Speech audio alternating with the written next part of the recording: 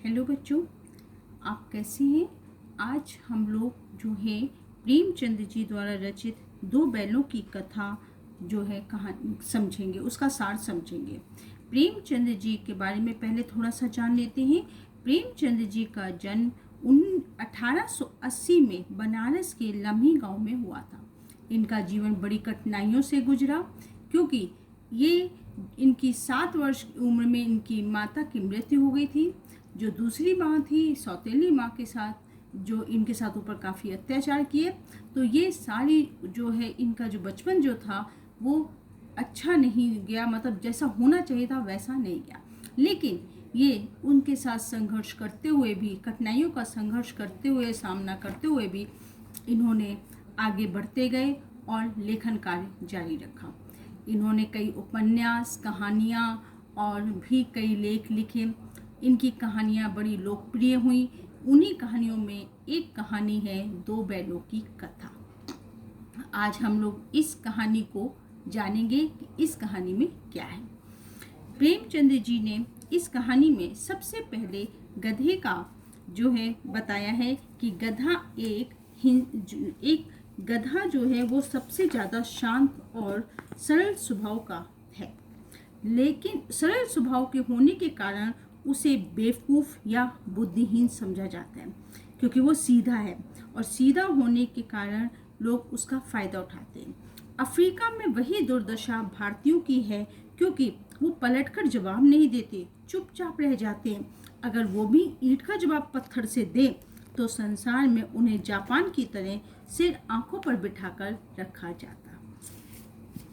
इन्हीं सद्गुणों के में गधे के बाद जो दूसरा स्थान आता है वो है बैल का। बैल भी सीधा ही होता है, पर कभी कभी वो मारता भी है, कभी कभी अड़ियल भी हो जाता है।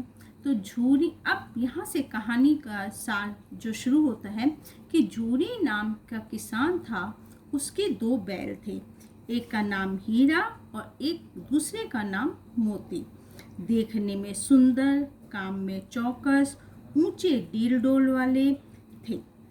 ये दोनों आपस में बहुत प्रेम करते थे, कभी चाट कर, कभी सूंघ कर, कभी सींग मिलाकर अपना स्नेह प्रकट करते थे। एक बार झूरी का साला गया जो था वो आया और दोनों बैलों को अपने घर ले गया। यहाँ पर साला जो है झूरी की पत्नी का जो भाई है वो झूरी का साला लगा। तो यहाँ पर जो कहते हैं कि झूरी की जो पत्नी थी वो झूरी की पत्नी ने अपने भाई को, उनको बैलों को ले जाने का कह दिया और उसके बाद दोनों बैल गया के साथ चल दिए। रास्ते में दोनों बैलों ने, हीरा और मोती ने, गया को बहुत परेशान किया, क्योंकि उनको लग रहा था कि शायद झूरी ने हमें बेच दिया है। वह झूरी से बहुत प्रेम करते थे, उसी तरह प्रेम करते थे जैसे एक पुत्र पिता से करता है, और झूरी भी उन दोनों को बहुत प्रेम करता था। लेकिन रात में ही गया के घर से वो बैल छूटकर आ गए और झूरी के घर दोबारा पहुंच गए। झूरी सुबह जब सोकर उठा और दोनों बैलों को अपने स्थान पर देखा तो बड़ा खुश हुआ। उसने दोनों बैलों को बहुत प्यार किया। लेकिन झूरी की पत्नी जो थी उसको बहुत गुस्सा आया और उसने झूरी से कहा, तुम्हारे बैल तो काम चोर हैं, जरा सा काम हुआ और भाग खड़े हुए। इस तरह उन्होंने बैलों को बुरा भला कहा झूरी की पत्नी ने। अगले दिन झूरी का साला फिर आया और दोनों बैलों को गाड़ी में जोतकर ले गया। इस बार उसने दोनों बैलों को मोटी मोटी रस्सियों से बांधा और सूखा भूसा खाने को दे दिया।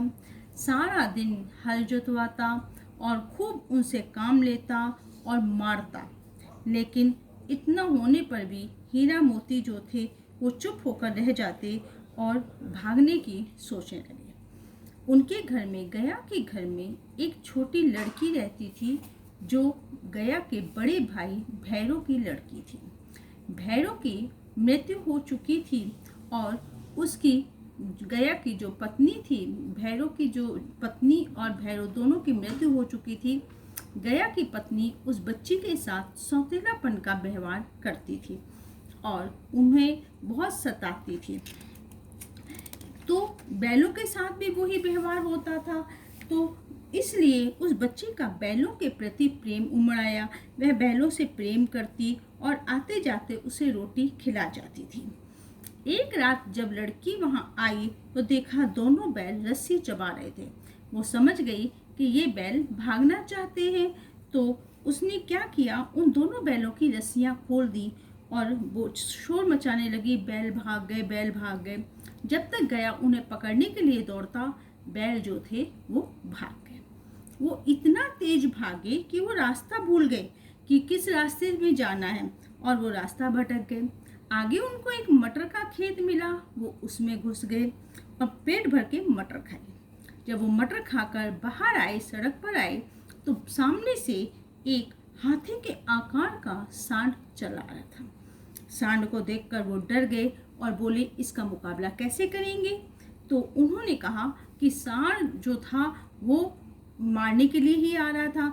तो दोनों ने कहा कि भागना कायरता है, इससे अच्छा तो ये है कि हम इसका सामना करते हैं। मोती और हीरा दोनों ने अब सलाह की मूक भाषा में। मूक भाषा कहते हैं बच्चों जिसमें हम बोलते नहीं, इशारों से ही बात करते हैं। दोनों ने सलाह की कि अगर सांड हीरा को मारता है तो मोती पीछे से सींग मारेगा, और अगर वो मोती को मारता है तो हीरा पीछे से सींग मारेगा।